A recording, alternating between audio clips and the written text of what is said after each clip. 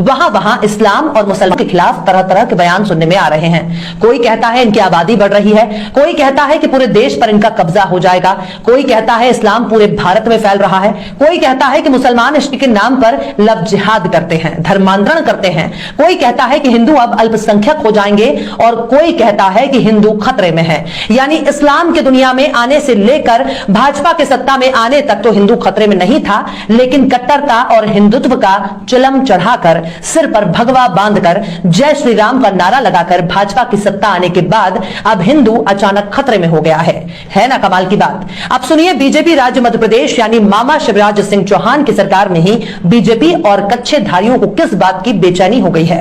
दरअसल बीजेपी के आलिशान रियासत के वजीर आलम मामा शिवराज सिंह चौहान के फर्जंद यानी उनके बेटे ने अपनी वालिद के सूबे में इस्लाम का ऐसा दर्द सुनाया है जिसमें वादहू भी है और ला शरीक भी है।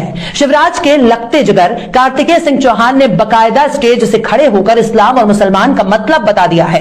एक कार्यक्रम के संबोधन में कार्तिकेय ने कहा कि इस्लाम का क्या मतलब है। इस्लाम का मतलब है चैन, इस्लाम का मतलब है मोहब्बत। इतना सुनने के बाद तो मोहन भागवत ने शायद अपना सर पटक लिया होगा, लेकिन जरा ठहरिए, कार्तिकेय ने और भी बातें कही हैं। कार्तिकेय कहते हैं जो मजहब अमन, चैन, मोहब्बत और इंसानियत सिखाता है मैं उस मजहब को सलाम करता हूं। यानी बीजेपी के बड़े ओहदेदार नेता बेटा इस्लाम की शान में कसीदे पढ़ रहा है। शायद इस बात को सुनकर न जाने कितनों की निक्कर उतर गई होगी।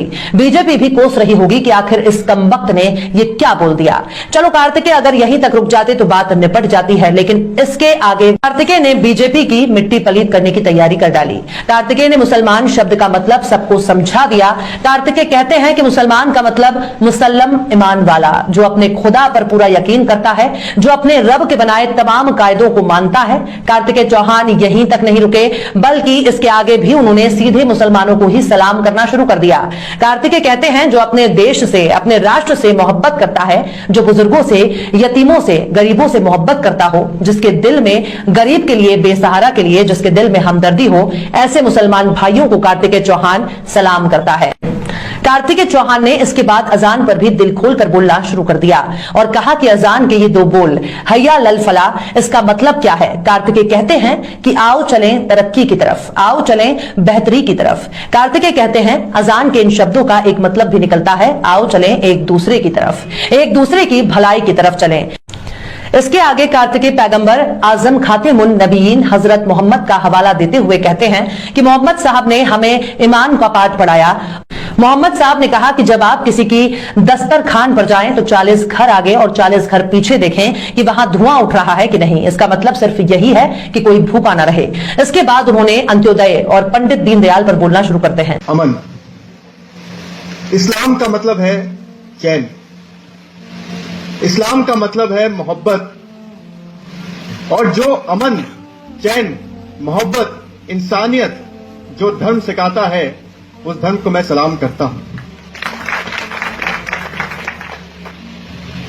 साथियों, मुसलमान का मतलब क्या होता है? मुसलमान का मतलब होता है मुसल्लम ईमान वाला, जो अपने खुदा पर पूरा यकीन करता है, जो अपने खुदा के बनाए हुए सभी नियमों को मानता है, जो अपने राष्ट्र से, अपने देश से मोहब्बत करता है, जो बुजुर्गों से, यतीमों से, गरीबों से मोहब्बत करता है, जिसके दिल में गरीब के लिए, बेसहारा लोगों के लिए जिसके दिल में हमदर्दी हो, ऐसे मुसलमान भाइयों को कार्तिकेय चौहान सलाम करता है। आजान के ये बोल हैया लल्लल फलाह, इसका अर्थ क्या है कि आओ सब चले तरक्की की तरफ, आओ सब चले बेहतरी की तरफ। इसका दूसरा अर्थ भी है और वो ये है कि आओ हम सब एक दूसरे की तरक्की की तरफ, एक दूसरे की भलाई की तरफ चले। मोहम्मद साहब ने हमें ईमान का पाठ पढ़ाया। मोहम्मद साहब कहते थे कि जब आप किसी दूसरे के दस्तरखान में जाएं तो 40 घर पीछे देखें और 40 घर आगे देखें, ये देखें कि धुआं उठ रहा है कि नहीं, और इसका मकसद ये है कि कोई भी भूखा ना रहने पाए। ये मोहम्मद साहब। और इसी दिशा में हमारे पंडित दीनदयाल उपाध्याय जी ने भी यही सीख दी है। उन्होंने अंत्योदय की बात करी।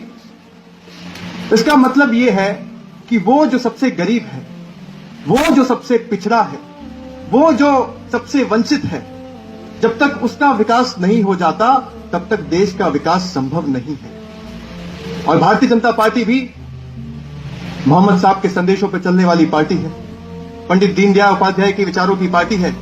इसलिए हम कहते हैं कि सबका साथ और सबका विकास। लेकिन कार्तिकेय का ये पुराना वीडियो ऐसे वक्त में वायरल हो रहा है जब मध्य प्रदेश के ही कई इलाकों में धर्म और पहचान के आधार पर कई लोगों को टारगेट किया गया। इस्लाम, मुसलमान और पैगंबर को लेकर कार्तिकेय की समझ वाकई लाजवाब है, जिसे बीजेपी और संघ परिवार को सुनना चाहिए। मन में नफरत की गुबार किसी को भी चैन से जीने नहीं देगी। इससे बेहतर है कि राजनेता और सियासी पार्टियां केवल देश में अमन चैन कायम करने पर गौर करें, लेकिन ऐसा तभी होगा जब नेताओं की मंशा अमन चैन कायम करने की हो।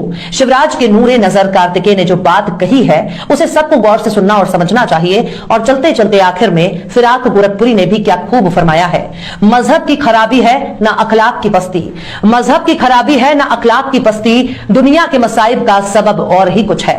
फिलहाल इस वीडियो में बस इतना ही। ये वीडियो आपको कैसा लगा कमेंट बॉक्स में आप जरूर बताइए। वीडियो पसंद आए तो लाइक करें, हमारे वीडियो लिंक को फेसबुक, ट्विटर, व्हाट्सएप पर अपने रिश्तेदार, यार, दोस्तों को भी शेयर करें। और बेबाक, निष्पक्ष, स्वतंत्र पत्रकारिता को सपोर्ट करने के लिए आप हमारे यूट्यूब चैनल टाइम्स मेल को जरूर सब्सक्राइब करें। और हाँ, बेल आइकन की घंटी वाली बटन भी आप जरूर दबा दें ताकि आपको हमारे आने वाले नए वीडियो की नोटिफिकेशन फौरन ही मिल जाए। फिर मिलते हैं किसी और वीडियो में एक नई खबर के साथ। हर्षिता मिश्रा को दीजिए इजाजत। जय हिंद।